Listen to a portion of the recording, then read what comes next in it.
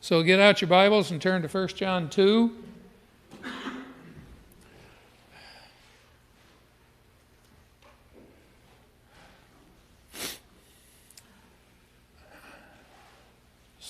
I think most of you were here on Wednesday night when Nathan showed the video about the manuscripts in the New Testament. I didn't know he was going to show this video. I had no idea what was in it.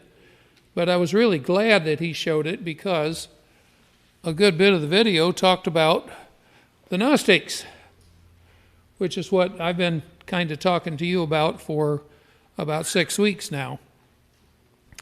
And it's occurred to me as I look at people's faces when I'm teaching that I see a number of expressions like, what? And, huh? And, really? And I was kind of coming to a conclusion at the end of last Sunday morning that there were maybe some folks here that thought I was making all this stuff up about the Gnostics. And I was really glad to see on this video that he did last Wednesday night that there are lots of other people who understand history and this, that realize that these folks were there and were a serious problem in the church for the end of the first century, all of the second century, and into the third century. And I hope that our discussion last week about Antichrist was something that helped. But as I was looking at people's expressions, I kept seeing these same expressions when I was talking about what John says about Antichrist. And we read the 4 verses in the Bible that have the word Antichrist in them. And today we're going to start, I hope, in 1 John 2, 18 through 24. And in this section, it has 2 of those 4 verses. But I noticed people's expressions when I was talking about a couple of these things.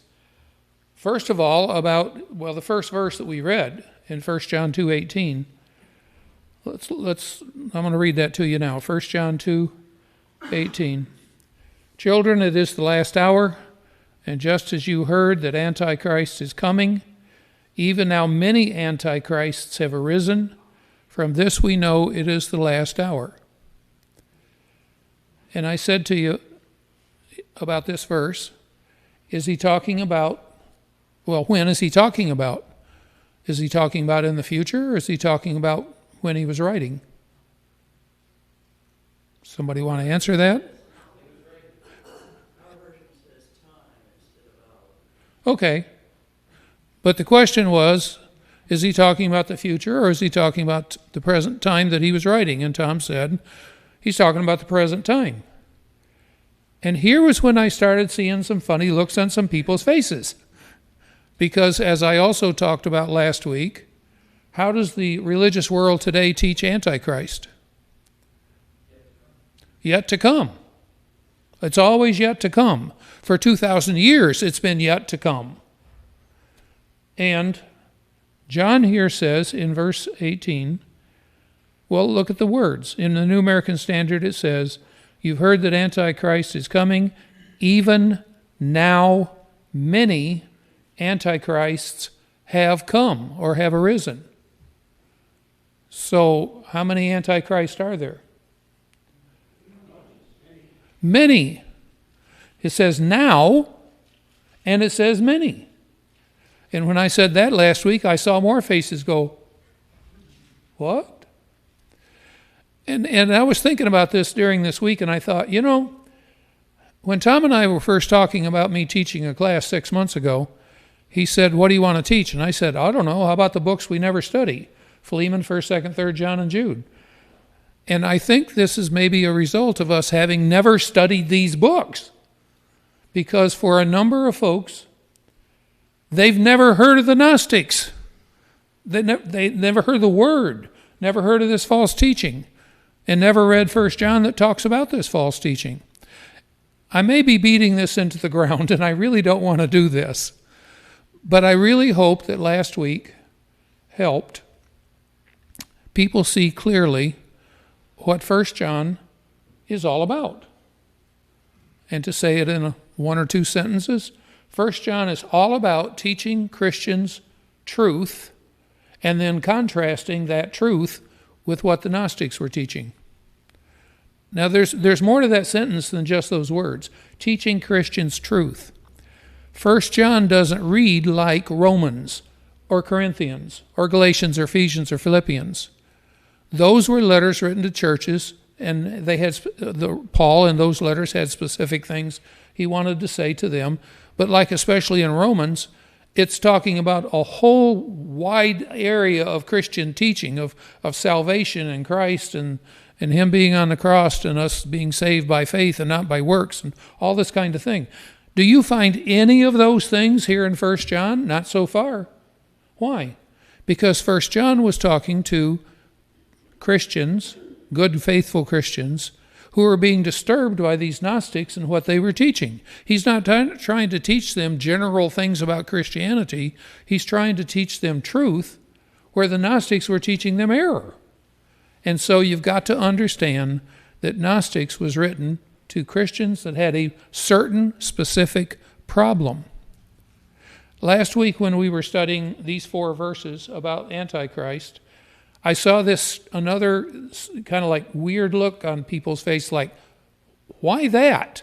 Because when it talks in these 4 verses, it talks about what was being taught wrong, and it says that it was wrong teaching to say that Jesus Christ didn't come in the flesh.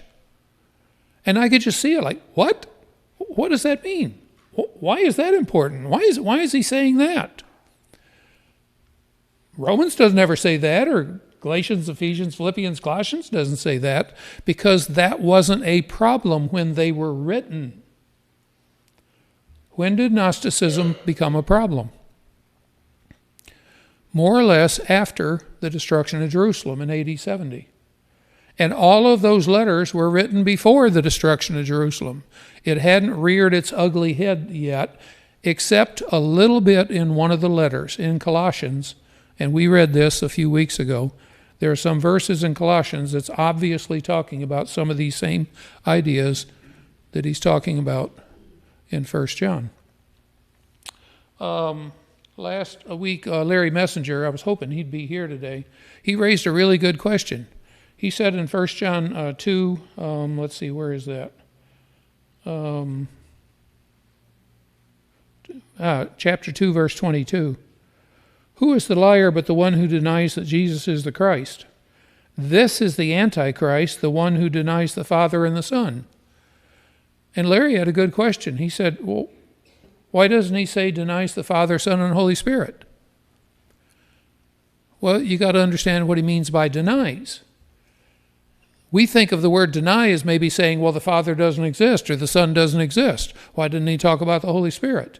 Because here, when he says in verse 22, the one who denies the Father and the Son, he's talking about a specific Gnostic teaching that said Jesus didn't have a Father in heaven.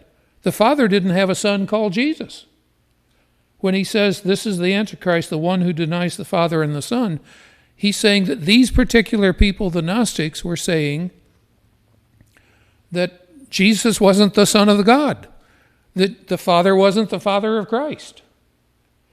And again, I saw that same look on a number of people's faces like, what? Because maybe they'd never heard this talked about in church before. I'm hoping that in our 7th week on this, this is not such a strange idea. And having said that, let me stop and hear from you a little bit. Is all of this just confusing to people? Is all of this, not understandable?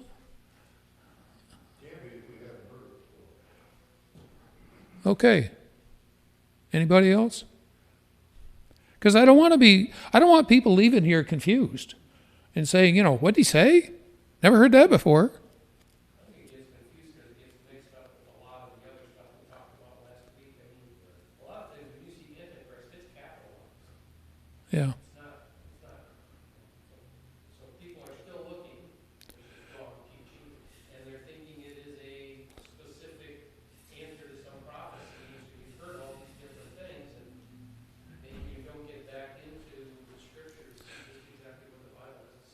And when have you ever heard anyone in this church talk about Antichrist? If we never talk about it, then what are people going to be influenced by? They're going to be influenced by what's out here in the world. Now, I don't want you to raise your hand, and we're not a real big crowd here, but I would suspect that there's at least one person in this crowd right here that has on your bookcase at home a reference Bible called the Schofield Reference Bible. Does that name ring a bell with anybody? The Schofield Reference Bible was put together by a man named Schofield, and this was 40, 50 years ago, more than that, to teach these teachings here about Antichrist that people are teaching today. It's what's called premillennialism. And I've met numbers of members of the church that have a Schofield Reference Bible that they bought in a bookstore someplace, and they think it's great and wonderful, and they don't realize that the reason why the guy put out the book was to teach some of these false teachings. And then they're shocked to realize they've got a book in their Bible which is teaching them wrong. Okay? I'm afraid if I keep on going in this direction, we're never going to start reading in 1 John today, but I'm going to try to do some of this in a real short fashion. When religious books get printed about any topic in religion, do you know what is considered a good sale of how many books, if they sell, is considered a pretty good sale of books? 10,000. If you sell 10,000 books of a religious topic, you're doing pretty good. You're making a little money on the deal, okay? Yeah. I think that when you purchase a book, if you get it at a rummage sale or whatever, you're not promoting the guy that wrote it. But I think that if you buy a book that is at full price where he's getting a reward from it, I think it's wrong. If they're teaching things that aren't right. But sometimes you don't know what they're teaching until you read the book. That's right. You have to be really careful. Yeah. Julia, there are lots of books out there that I have found that on a particular topic, they're mostly right with a few things wrong. And things that are right aren't being told by anybody else. And I'm not going to know those unless I buy that book. So people can have good ideas because they read the Bible, and they can also have bad ideas. But you're right, we have to be careful what we read, which is why I always like to know the saying is, what axe are they grinding? You ever heard that before? What axe are they grinding? It's a figure of speech that means, what are they trying to teach in this book? And if you know what a person's orientation is before you buy the book, you can almost always know ahead of time what they're going to try to teach you. Know the author's point of view, if you can, before you buy the book. Okay? Now, how many people have ever heard of the late great planet Earth? You have, by chuckling. The late great planet Earth. It came out in 1970 by a fellow named Hal Lindsey. Okay? Guess how many copies of that book sold?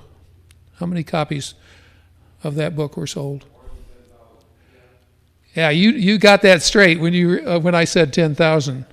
How about 27 million? In 1970, it went through a number of editions, it went through a number of reprintings, but altogether it sold 27, and it's still for sale, but it sold more than 27 million copies. Plus, the book was so extremely popular, it made Hal Lindsey a fair amount of money too in the process, that Hal Lindsey started making movies based on the book. And they made a whole bunch of movies. I think there were 7 or 8. They had the group kind of name called End Times Movie.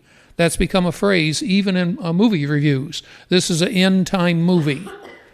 And it's Hal Lindsey promoting the same teachings in the late great planet Earth in movies.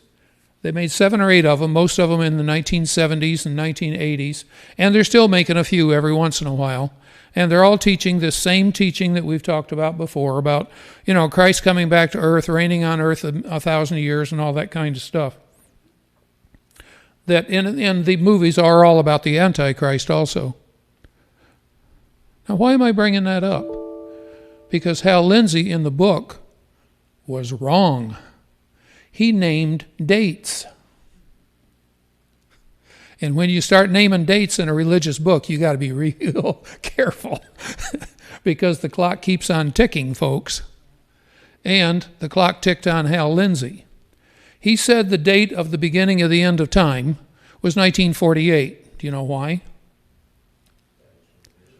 When the nation of Israel was created by the United Nations, and the British let them become an independent nation.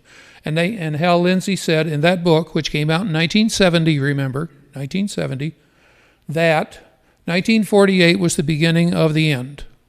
And he said in one generation from that time, Christ would come again. And he defined a generation in that book. A generation, he started out saying it was 20 years, but then he changed it to 40. So what's 40 years from 1948? 1988. When Hal Lindsey's book came out in 1970, he had 18 years and said in the book, it's coming this soon. Well, the clock ticked. 1980 came and went. Nothing happened. So Hal Lindsey was asked a question by a conservative evangelical publication, said, hey, Hal, what went wrong? And I read this article. And he said, well, it's going to be a little longer than, it'll probably be not more than 100 years, which means that'd be 2048. And I laughed out loud when I saw that because, well, Hal guaranteed he won't be around at 2048. Now, could Christ come today or tomorrow? Sure. Could Christ come in 2048? Sure. But he didn't come in 1988 when Hal said he was going to come, did he? 27 million copies. In addition to the book, in addition to the 6 or 7 movies, which, by the way, made money or they wouldn't have made number 2 and number 3 and number 4, Hal Lindsey also had, for about 10 years after that, in the 70s, a television program. And at one point he had 17 million people watching his television program. But Hal was wrong when he named the dates. And he was wrong really about everything. And last week when I was telling you about what people are teaching about Antichrist today, everything they're teaching is wrong. And they've been proven wrong over and over.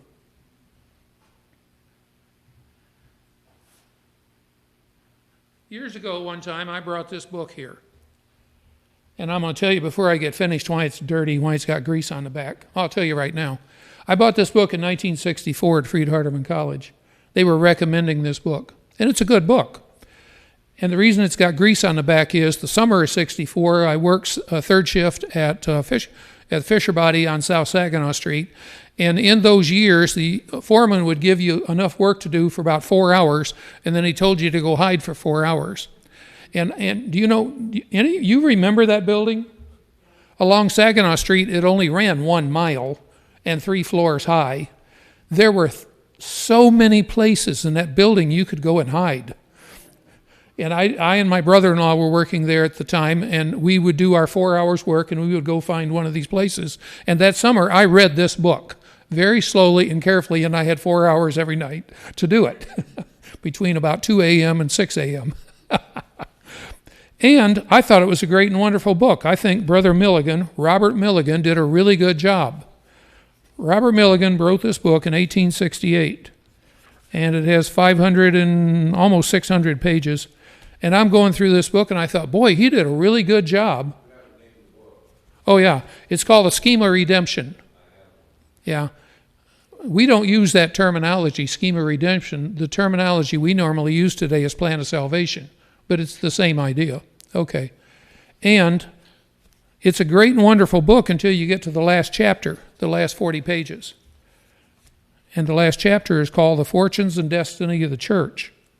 And here's where Robert Milligan, one of our brethren, went down this same wrong road. And he named dates. Oops! He wrote this book it was 1868, he wrote this book. And on page 547, I'm going to tell you just a tiny bit out of this book. He gives the dates for 3 events that were coming, he said, in the future. The first date was 1892. By 1892, he said the Jews would all return to Palestine. He didn't mean some Jews would return, like happened when the nation of Israel was formed in 1948. He said all of them were going to return to Israel by 1892. Well, that didn't happen. And then he said by 1922, I'm reading the dates right here in the book, he said all of the Jews would be converted to Christ, which didn't happen. But more, he says that before 1922 was when we would have the Battle of Armageddon, which I talked about last Sunday, remember? And how are the people teaching the Battle of Armageddon that are on TV and radio today? It's a massive, huge battle that involves millions of people dying and so forth, and it's where the Antichrist is defeated. He said that was going to happen by 1922. All of that was going to happen by 1922, which of course didn't happen. And then he has a third date. He says the third date is when all of the Jews have been converted to Christ, and then the Christians and Jews will go out into all of the world, and by 1967, everybody in the world will be converted to Christ. I can show you the date right in the book here. And Brother Milligan was wrong. Now, this was not a guy writing out of left field. Probably most of you, except for Ted, because he has the book, probably never heard of Robert Milligan. But in 1868, he was president of the College of the Bible down in Kentucky. This was one of the early Christian colleges that our brethren started. He was president of the college. And the college isn't there anymore, but it was there for years and years. And later on, he was so respected among brethren in the South that they named a college after him, which is then, 150 years ago, and today called Milligan College, his last name. And it still exists today. It's not a real big college. It's a little bit outside of Johnson City, Tennessee, have about 1,300 students. And I know that these folks don't believe in the last chapter of this book, but they still named the college after him.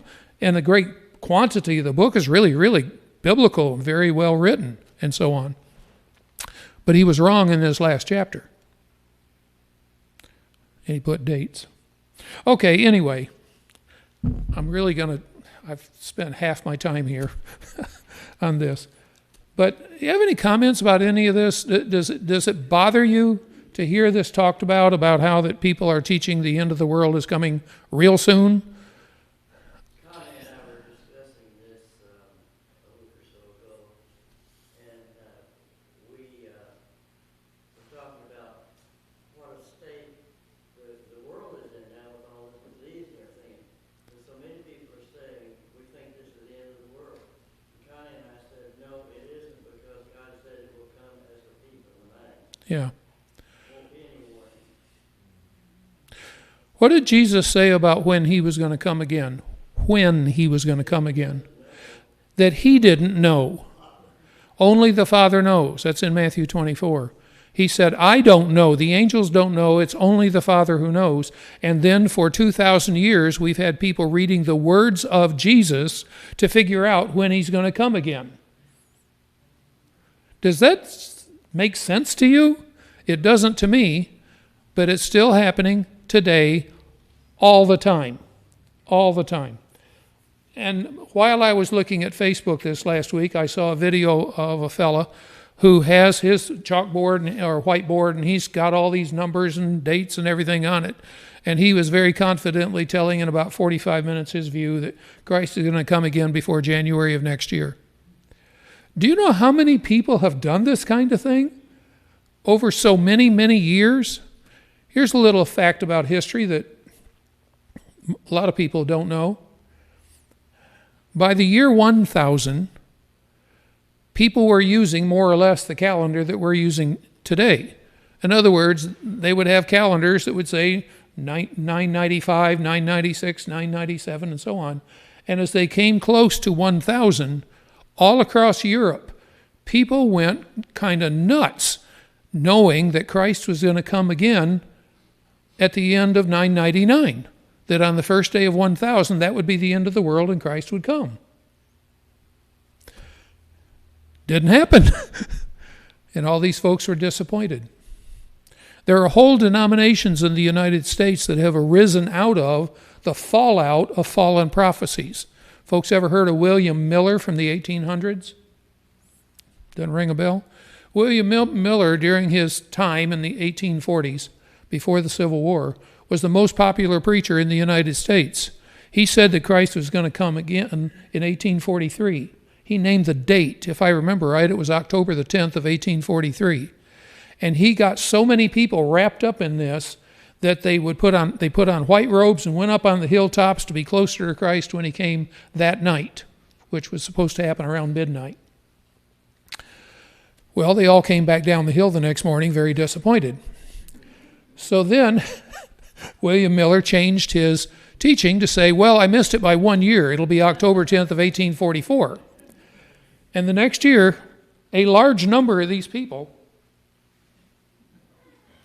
you guessed it, they put on their white sheets and they went up in the mountains to greet Christ when he came at midnight, and then the next day they all came back down again. But there are denominations that exist today that arose out of William Miller's teachings. Seventh-day Adventist Church arose out of it. The Jehovah's Witness Church arose out of it. A number of conservative Protestant groups, Baptist groups and others, arose out of William Miller. Because they said, well, he got the date wrong, but he's still right. And I'll just say one more thing about this, because I could go on and on about this. What's the name of the Seventh-day Adventist Church? Seventh-day Adventist, okay? Why do they say seventh day? Because they want you to worship on Saturday. And so the Seventh-day Adventist Church over here in Otter Lake, they're not over there worshiping today. They were worshiping yesterday morning. Seventh day, that's when they worship. But what about that third word, Advent? What does that mean? What's the Advent? Why is it in their title? Anybody know? Huh? Yeah, the Advent is a word that's been used for many years to mean the second coming of Christ. And Seventh-day Adventist has two main teachings. You got to worship on Saturday, and Christ is coming again soon.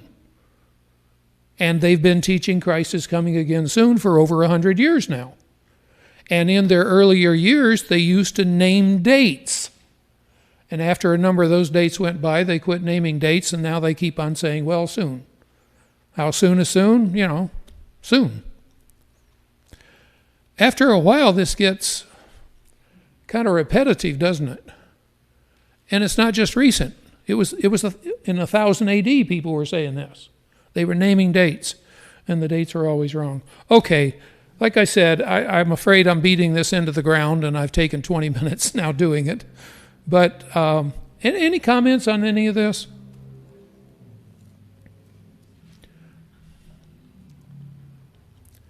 Now, there was one third thing that was said last Sunday that I also saw the look on people's faces.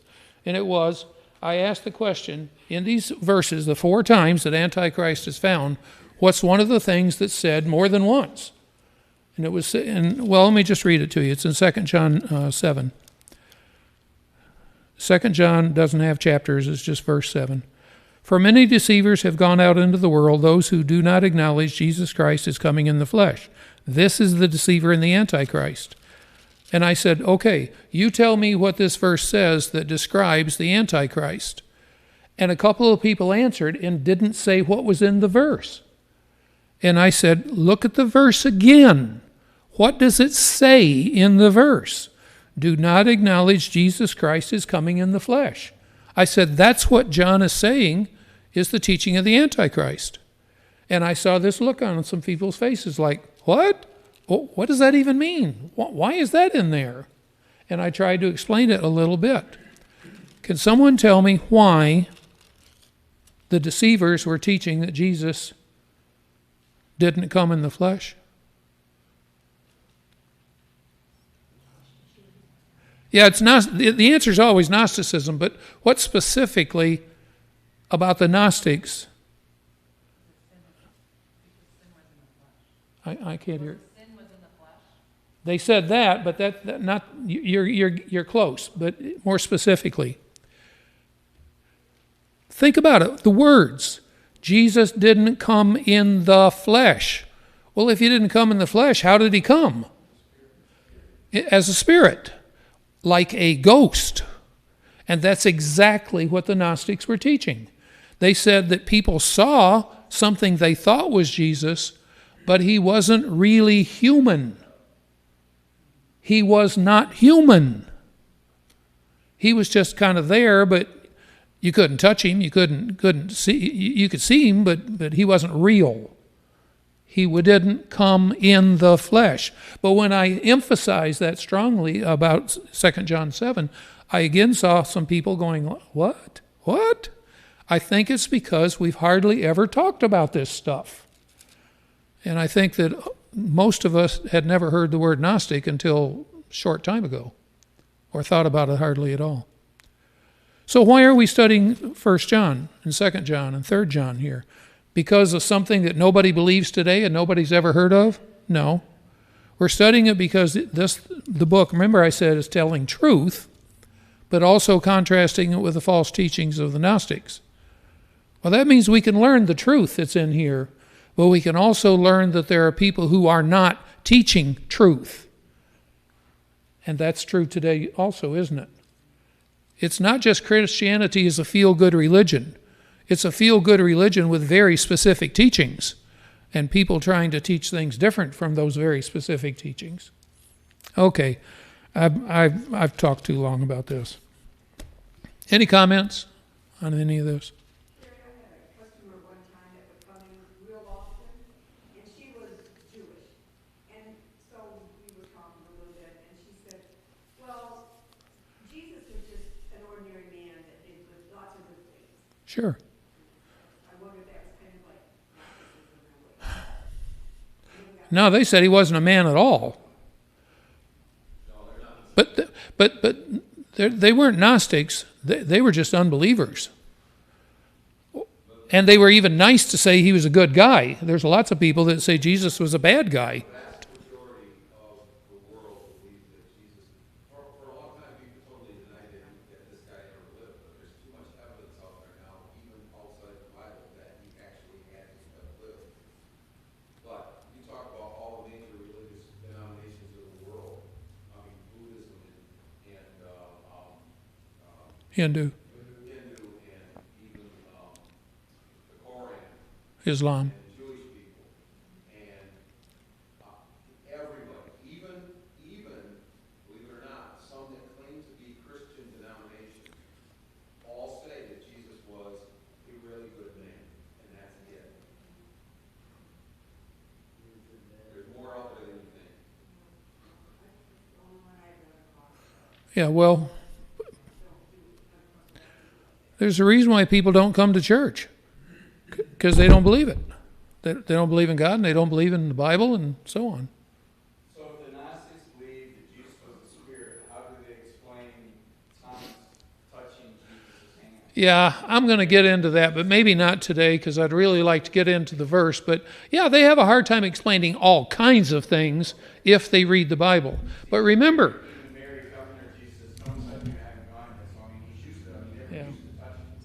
remember, the Gnostics claimed that salvation was by them receiving a special revelation from God that was better and more than what was found in the apostles' teaching and in the writings of the New Testament.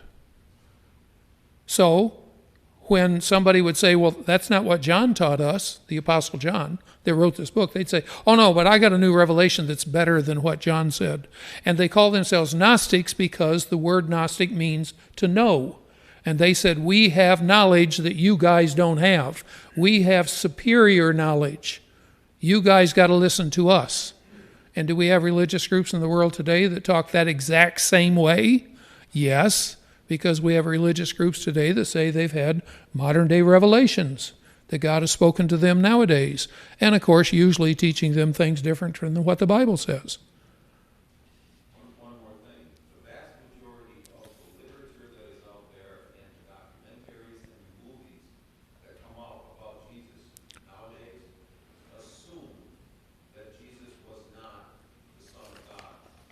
Oh, yeah. And you don't know that going into it, you think that what they're saying is, well, that sounds pretty good. They draw from a lot of different places and put it all together real good. But the vast majority of them do not believe that Jesus was the Son of God. They know he lived, and they talk about how he became known as the Christ, not how he became Christ.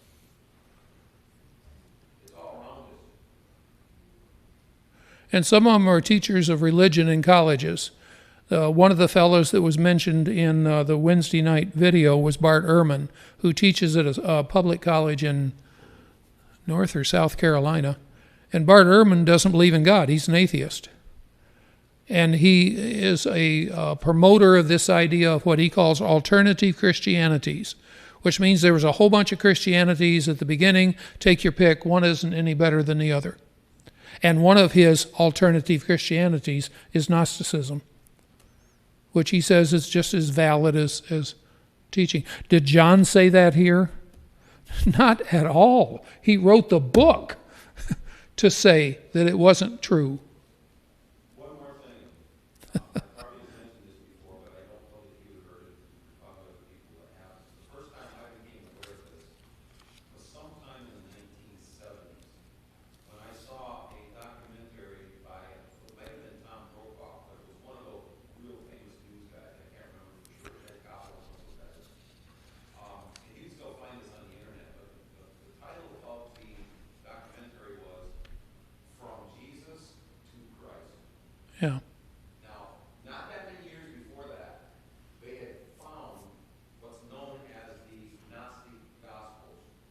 The Gospel of Thomas, the Gospel of Mary, there's a whole bunch of those that they had found. And they were just fragments, but they were written, and they claim that this isn't true, they were written way after Jesus lived by people that didn't know Jesus at all and made up things that either they believed at the time or just made up stories. I don't know for sure. But the people that found them took them to be just as good as Matthew, Mark, Luke, and John. And they started combining them together and figured out because of that over time, this man that died in Palestine in roughly 2,000 years ago had over time become known as the Christ. And that's what that from Jesus to or becoming Christ meant in that title, and that's what they were promoting. And after that time in the 1970s, we have been bombarded with that. And a lot of times you're watching shows and you think that that person's coming at it from a Christian point of view, and they are not. Bill? I said this Wednesday night, and I'd like to say it again, you said, why are we studying this, why is this important? It's important because the devil doesn't have to get us all the way totally against Christ. He's just got to get us lukewarm. He's just got us to question stuff and not be sure of that, and then he'll let the rest of it do its job. So we have to be careful, we have to make sure that we make our calling sure, and that we're firm and we understand and we truly do believe that Jesus is the Christ. Because the devil can get us going sideways a little bit. That's all he needs. And what is... He wants us to fully believe in God and go to heaven. He wants us all to be in hell with him. And what is the rock that we have in our faith that tells us what is right and true? It's Christ, and it's this book. And the folks that leave this book go 100 different directions, and all of them are wrong. If we ever leave being a people of the Bible, following the New Testament as what Christ has left for us, we're lost, just like the rest of the world is lost.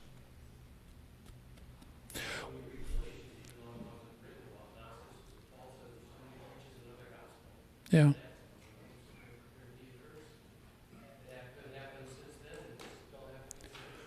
Yep. Well, folks, I apologize because we didn't start reading in 1 John 2, verse 18. Well, I did read that verse, but I meant to get down at least through verse 24 today. And next week, I promise you, we will.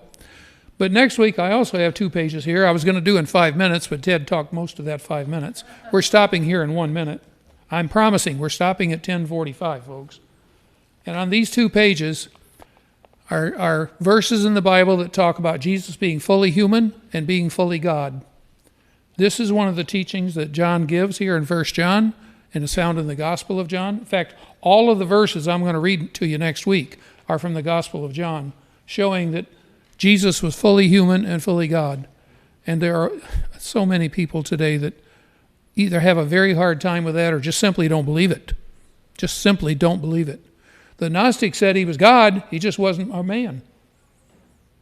And you read the Gospels, you think, how on earth could they get that idea? Because they had this new special revelation, they said.